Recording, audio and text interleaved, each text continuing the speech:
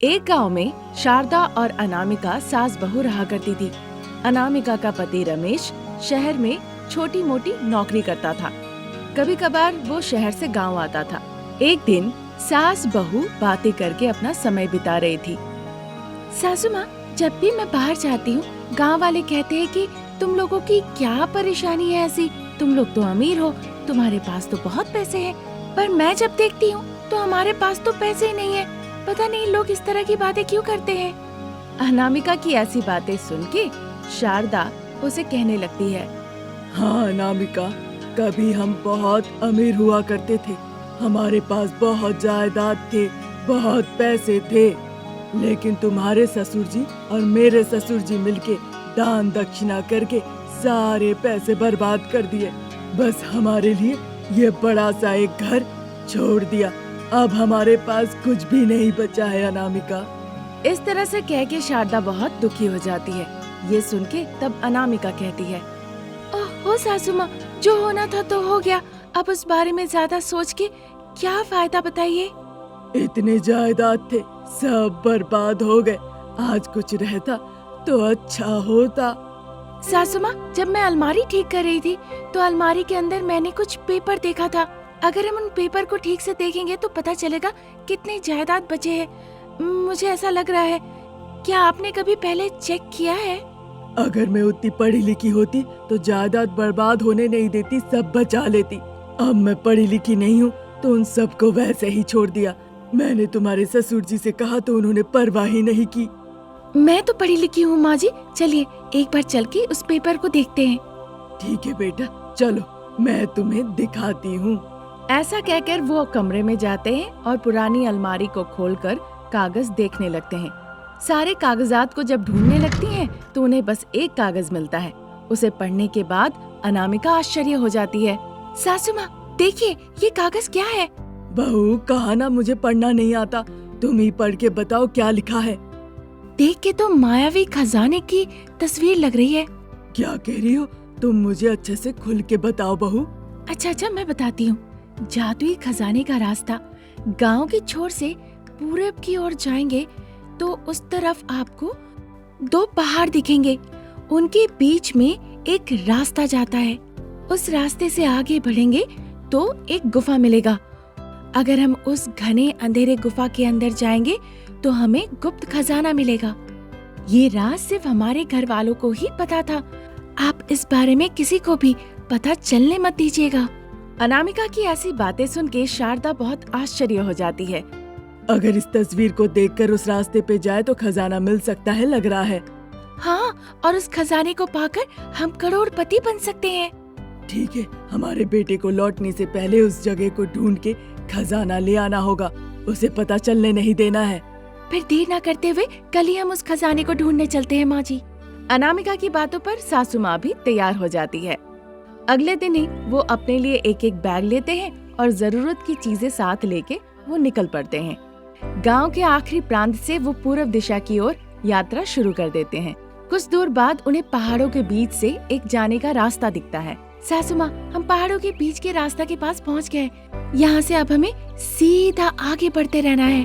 वो आगे बढ़ते हैं। थोड़ी देर बाद उन्हें एक जंगल दिखता है। जब वो जंगल के रास्ते से आगे जा ही रही थी, शारदा कहने लगती है, अरे बहू, अब मैं चल नहीं पा रही हूँ, बहुत भूख लगी है, थोड़ा यहीं रुक जाते हैं, विश्राम करके आगे बढ़ेंगे। ऐसा कहकर वो एक जगह बैठ जाते हैं। जो खाना लाए थे वो दोनों खा लेते हैं। तभी अनामिका कहने लगती है, सासू माँ, देर मत कीजिए, कैसे भी कल तक हमें उस खजाने के पास पहुँचना है।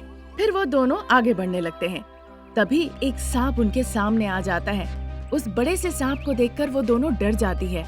वो सांप उन्हें काटने के लिए पीछा करने लगता है। वो दोनों वहाँ से भागने लगती है।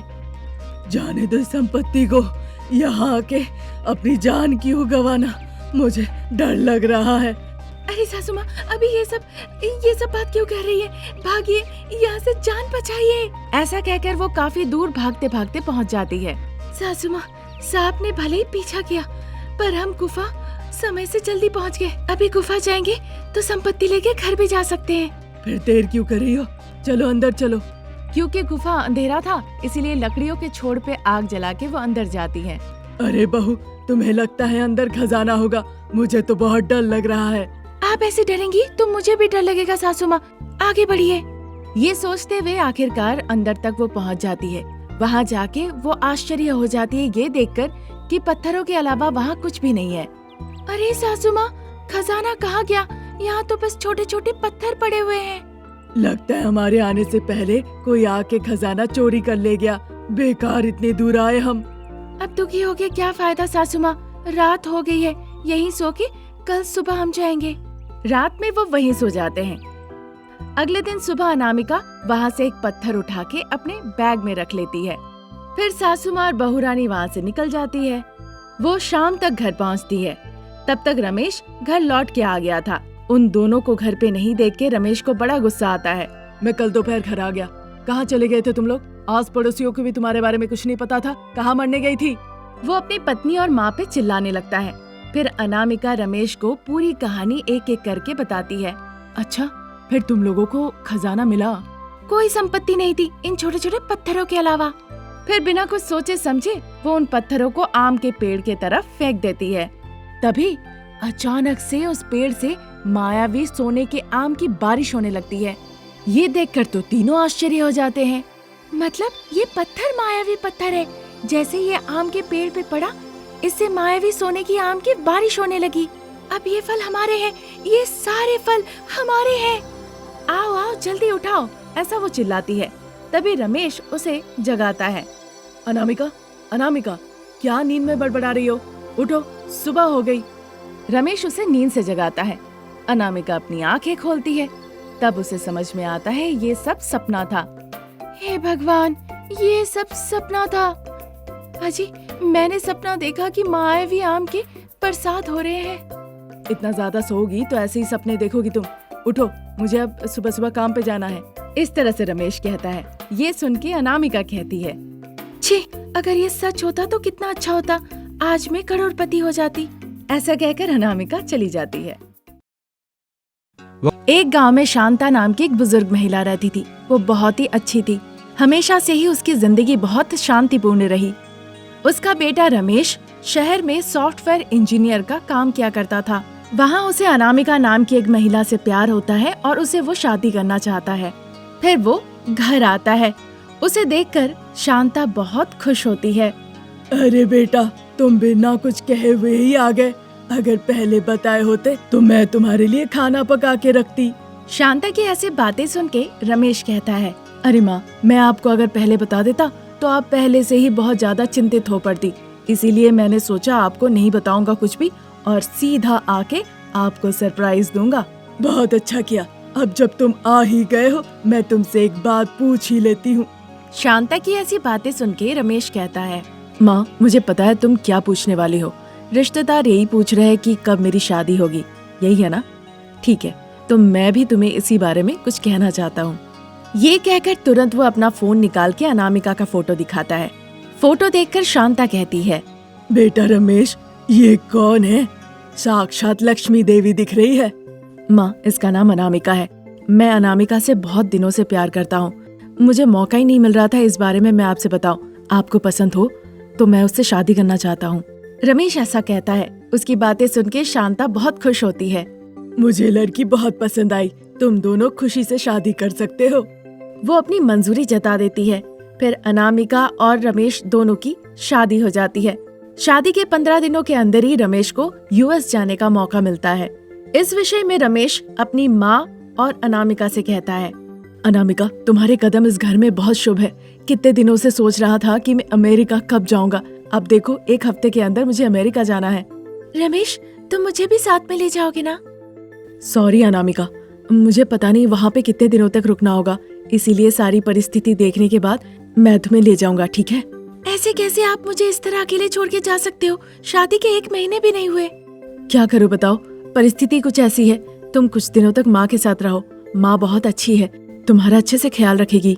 इस तरह से कहकर साइड में ले जाके वो मनवा लेता है। फिर 1 हफ्ता निकल जाता है। अब रमेश अमेरिका चला जाता है। रमेश के जाने के बाद अनामिका बहुत दुखी होके बैठ जाती है।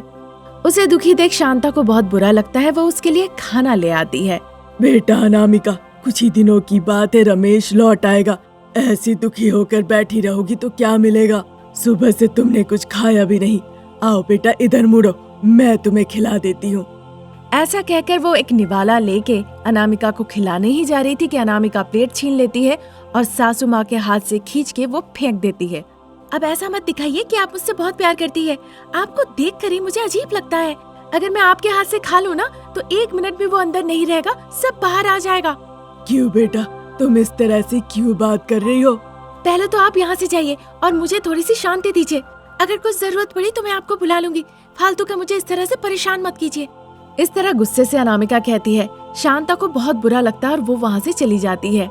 इस तरह अनामिका बात बात पे शांता को खरी खोटी सुनाया करती थी, पर शांता बहू के ये सारे नखरे बर्दाश्त किए जा रही थी। फिर देखते देखते 1 महीना निकल जाता है। उन्हें पता चलता है कि अनामिका गर्भवती है। वो ये बात रमेश को फोन करके बताती है। पता चलते ही रमेश भी बहुत खुश होता है। अनामिका, मैं सोच ही रहा था कि कुछ ही दिनों में तुम्हें अमेरिका लेकर आऊं, पर इस बीच में तो तुमने बहुत अच्छी खबर सुना दी। रमेश, मुझे ले जाओ, मैं यहाँ पे नहीं रह सकती, मुझे जाना है यहाँ से। पर इस परिस्थिति में यहाँ आना तुम्हारा ठीक नहीं होगा। तुम 1 साल वहीं रुको, बच्चे के साथ तुम यहाँ आना। इस बात के लिए वो फिर उसे मना लेता है। अब 1 साल और अनामिका को अपनी सासू माँ के साथ रहना होगा। चाहे शांता कितनी भी कोशिश क्यों न करे, पर अनामिका उसके साथ अच्छे से पेश नहीं आती थी। हमेशा अपनी सासू माँ को वो नौकरानी की तरह समझती थी।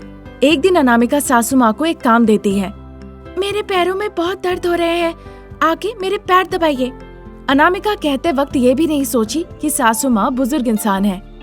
अपना सारा काम अनामिका सासू माँ से ही करवाती थी। वो खुद से एक काम भी नहीं करती थी। एक दिन शांता सारा काम करके थकार के बैठी थी, तभी अनामिका आके कहती है, कल मुझे अस्पताल जाना है, इसीलिए ये सारे कपड़े लीजिए और इन्हें साफ कर दीजिए। अभी मैं बहुत थक गई हूँ, आज नहीं कर सकती। मैं ये सारे कपड़े कल धो दूंगी, ठीक है ना? जैसा कहा वैसा कीजिए, अब गुस्सा मत दिलाइए। इस तरह चिड़चिड़ा के कहती है। शांता फिर कुछ कह नहीं पाती है और जाके सारे कपड़े धो देती है। अगले दिन सुबह सुबह अनामिका जब अस्पताल जा ही रही थी, तभी शांता कहती है, बेटा अनामिका, अकेले तुम कैसी जाओगी? मैं भी चलूं क्या? चिची, आपके साथ जाने से तो सम्मान मिट्टी में मिल जाएगा। देखने में भी आप भिखारी जैसी लगती है। आपके साथ बाहर जाने पे मेरा सम्मान रहेगा क्या? मैं अकेली चली जाऊंगी, आप घर पे रहिए, वही काफी है। ऐसा कहकर अनामिका अकेले अस्पताल चली जाती है। इतना कुछ बहू के कहने के बावजूद शांता चुपचाप सारी बातें बर्दाश्त कर रही थी, क्योंकि वो गर्भवती थी। कुछ दिन निकल जाते हैं। अनामिका का अब 9वां महीना शुरू हो जाता है। वो ऐसे ही इधर उधर घूम फिर रही थी। ये देखकर शांता कहती है, बेटा, इस हालत में इधर उधर घूमना ठीक नहीं है, एक जगह रहना ही बेहतर है। आपको उपदेश देने की कोई जरूरत नहीं है। आप जाके मेरे लिए 1 गिलास पानी ले आइए, जाइए। जैसा अनामिका ने कहा, शांता 1 गिलास पानी लाके अनामिका को देती है। अनामिका चुस्की लेते ही पूरा पानी शारदा के मुंह पे थूक देती है। अब क्या गलती हो गई, सासू माँ को समझ में नहीं आया। वो अनामिका को आश्चर्य होकर देखने लगती है। आप जब पानी ला रही थी तो देखना नहीं था कि ग्लास में क्या है? इस ग्लास में गंदा है, जाइए अभी जाके दूसरा ग्लास पानी भर के लेकर आइए। इस तरह से अनामिका गुस्से से कहती है। शांता उसके बदले में एक शब्द नहीं कह पाई। वो चली जाती है पानी का दूसरा ग्लास ले आने के लिए। अनामिका इधर उधर घूमती रहती है। वो ख्याल नहीं करती कि जमीन पे पानी गिरा हुआ है। उसके पैर उस पानी में पड़ते हैं, उसका पैर फिसल जाता है और वो धड़ाम से गिर जाती है। बहुत जोर से चिल्लाती है। आवाज सुनते ही शांता दौड़ के आती है अपनी बहू के पास। गिरने के बाद अनामिका को तेज दर्द शुरू हो जाता है। शांता जल्दी से एम्बुलेंस को बुलाती है और उसे अस्पताल जल्दी जल्दी ले जाती है। डॉक्टर ऑपरेशन करके कहते हैं कि अब बच्चा जिंदा नहीं है। ये सुनकर शांता बहुत दुखी होती है। अनामिका रोते रोते सदमे में चली जाती है। मैंने आपकी एक बात नहीं सुनी, आपके साथ बहुत दुर्व्यवहार किया। आपने मुझे बहुत प्यार किया, पर मैंने कभी सम्मान नहीं दिया। मैंने आपको बहुत अपमान किया, मेरी गलती है। मेरे इस बर्ताव के लिए शायद ईश्वर ने मुझे ये परिस्थिति दिखाई। पश्चाताप से अनामिका इस तरह कहती है और वो बहुत रोती है। इस तरह से उसे सबक भी मिल जाता है।